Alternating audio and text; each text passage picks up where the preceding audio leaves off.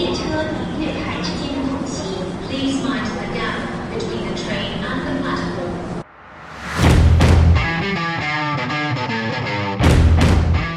Thank you for tuning into Haldanes Law Matters, a podcast where we have conversations about legal developments in Hong Kong. This podcast is brought to you by Haldanes, a Hong Kong-based law firm experienced in serving the needs of clients, both in Hong Kong and throughout the Asia Pacific. Established in 1975, the lawyers of Haldanes have an extensive collective knowledge of legal practice in the region. The firm has a strong reputation across all of its practice areas, and its excellence has been acknowledged by various awards bodies.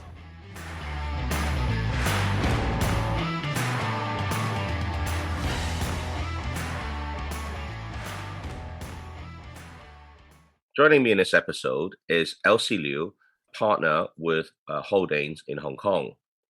Welcome to the show, Elsie. Hi, how are you? Good to have you on. I'm very well. Elsie, before we start, why don't you tell us a little bit about you and your practice? Okay, I'm a matrimonial lawyer and I am a partner of Haldanes law firm in Hong Kong. I've been a matrimonial lawyer for since 1995, so that's quite a long time. And this is my specialties and I enjoy doing that. And I think that apart from work, I also have a lot of, make a lot of friends with my clients. So actually, I do that. That's what I do. Fantastic. You're definitely one of the more well-known matrimonial lawyers in Hong Kong, shall we say. So really happy to have you on the show. Obviously, this series we're talking about divorce, and this episode we're going to be focusing on mediation. Now, mediation, that's a term that's been bandied around for many years now in Hong Kong. What is mediation in relation to divorce? Well, actually, I think that the trend of the divorce has now changed due to times and the development of the society. Instead of the very old-fashioned type of divorce is that, you want to bring your ex-partner to the cleaner, But this is not the approach that we're now taking at the moment, definitely not the approach that the judiciary would prefer.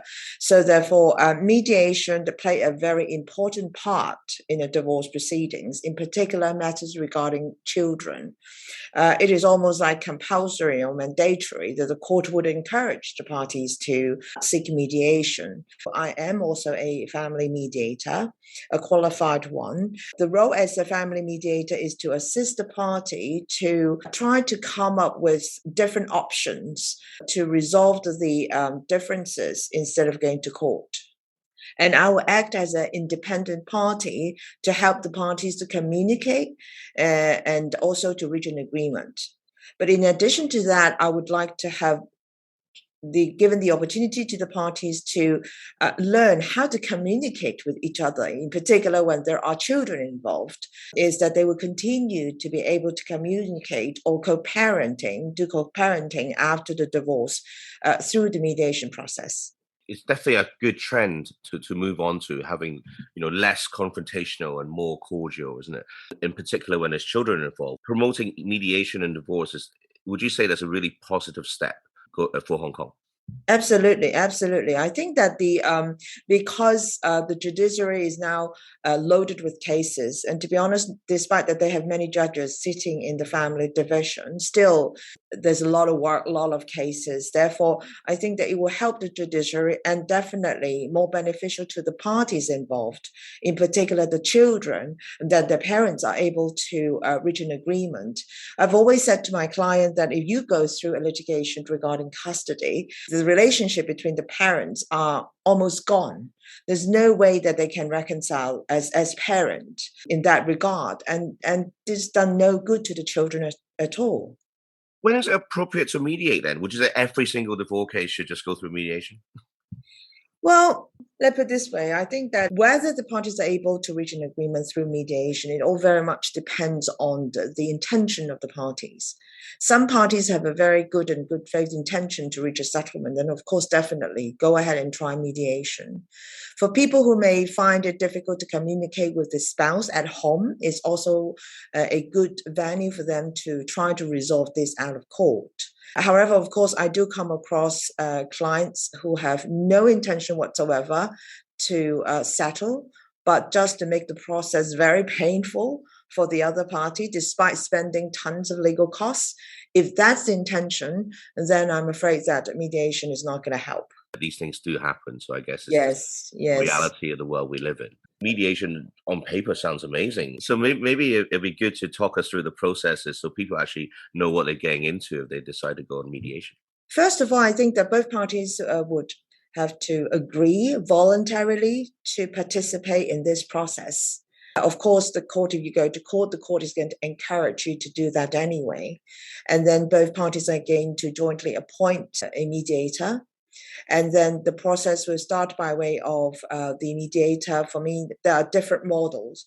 The model that I adopt is that I would have individual sessions with each party and try to obtain background information and also understand their concerns and try to work out the agenda and things which are in common, things which are going to be in dispute.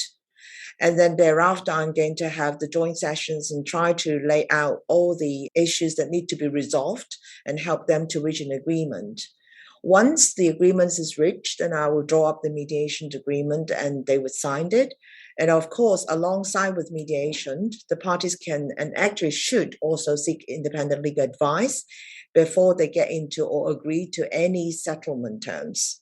The other thing is that the whole entire mediation process is going to be without prejudice and confidential. So this is a very special feature that would encourage the parties to talk and freely express their view without the concern of being repeated in court. And so that you can talk to the other party very freely without, worrying that the lawyers or the judge is going to know about it.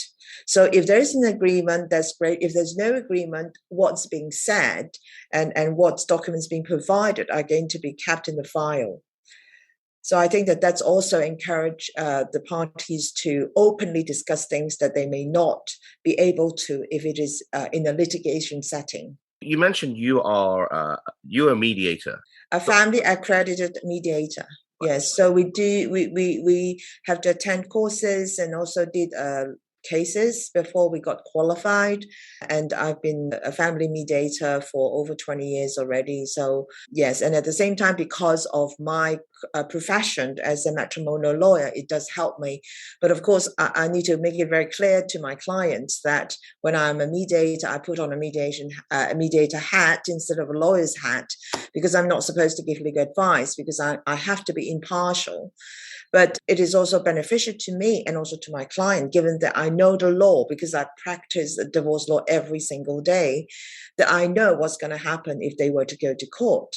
Therefore, I will be able to give them some insight that they may not know and tell them that actually it is much better and preferable to settle it during mediation than to go to court.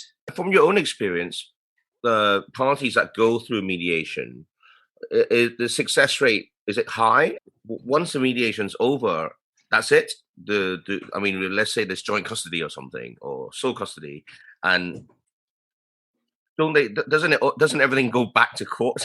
Yes, in a way that the court process is going to be non-contentious, in a way that the mediation agreement is going to convert into a court document. And then the court is going to approve the terms and make an order in terms of it. And then it will then become a court order. So there will be no more procedural process for the court to assess or look into things and make decisions. So it's a very different approach. So the entire divorce process is going to be paper process only, instead of having the parties to provide for the information, attending courts, having lawyers to argue in courts, stuff like that. Right. So in layman's terms, would it be fair to say the mediation takes away all the nasty bits? And so when you do go to court, you just have to that's the beauty of it. Yes. Right. Sounds great to me. Sounds great to me. Now that's all the time we have for today for this episode. And Elsie, lovely having you on, and thank you for your time. My pleasure. Thank you very much. Thank you. Thank you, listeners, for listening, and I look forward to talking to you on our next episode. 請勿靠近車門，請不要靠近車門。Please stand back from the doors.